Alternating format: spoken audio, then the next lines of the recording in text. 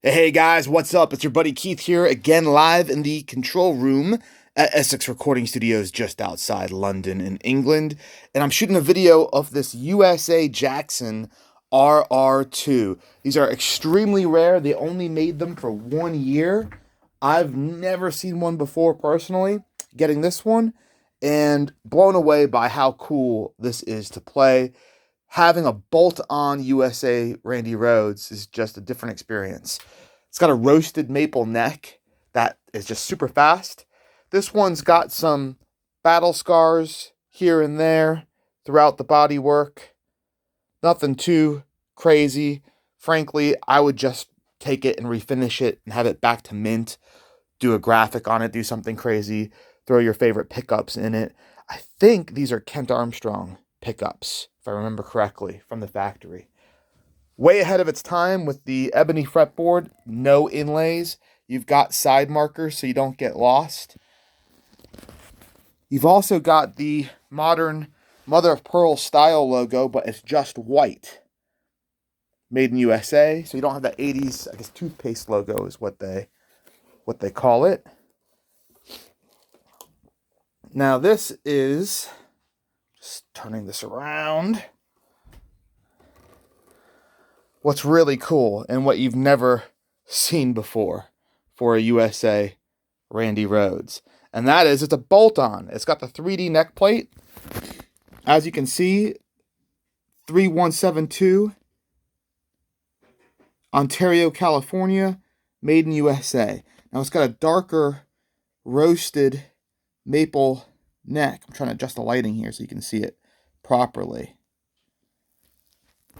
Very deep pearlescent cobalt paint job. You can see that there. Really pretty. The back plates actually have like no scratches on them. It's kind of interesting because the places where you'd expect wear, namely the back plates, buckle rash and here, there's none of that. The frets have no wear whatsoever. It just seems like something that maybe because of its shape, maybe was stored in a bedroom or something and was leaned against things. But doesn't really look like a guitar that's been gigged or played much at all. Again, I'll show you the frets here in a second. There's like no wear on them. This was at a time that was really interesting for Jackson because the philosophy, I think around 96, is they were trying to innovate. They did that 3-on-3 headstock shape that was way ahead of its time. The Smurf hat type thing, teardrop. They were trying to mix things up. They were trying to strip back some features. So, for instance, this is bolt-on. It's got a Jackson Floyd instead of a German Floyd. It's got no binding around the neck or headstock. Kent Armstrong pickups instead of maybe more expensive ones at the time. I don't know what kind of deal they had. The tuners are just standard sealed tuners versus anything fancy like Spurzels. But all of the fit and finish is quite nice. On the neck, there's like a scratch right here.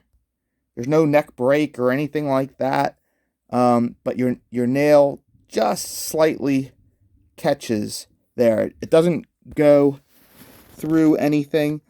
Just want to make you aware of it. It's right in line with the grain. You can see the grain here kind of comes at an angle. So it just...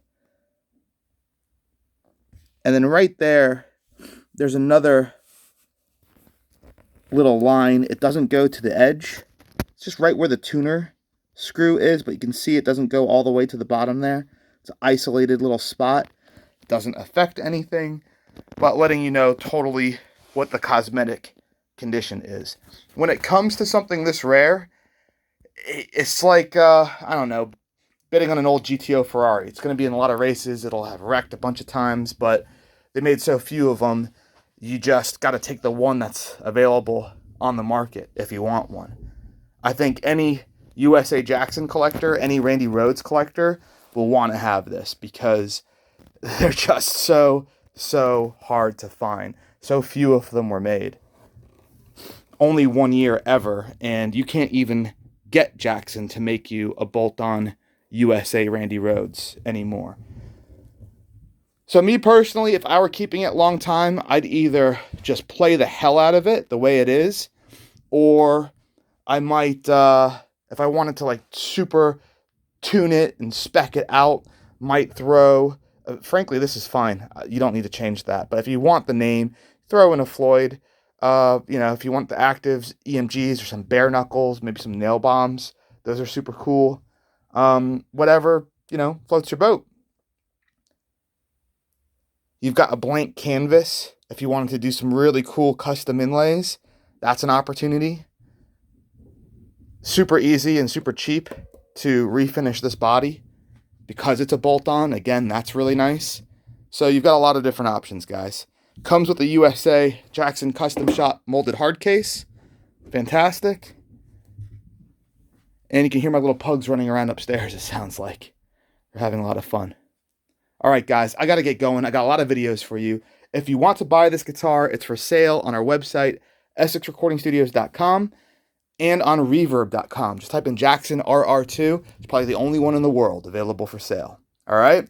Follow us on Instagram, Facebook, at Essex Recording Studios. I will see you very soon in another video coming up. And it's going to be this guy. He's back. We had him, I think, about 2 years ago, and he got traded back to us in a really cool guitar deal. I think we did like 4 guitars, and I got this one back. I had to have it. Very rare ESP King V bolt-on as well. Jackson lawsuit headstock. Absolutely insanely rare. So stay tuned for that video coming up very soon. Bye.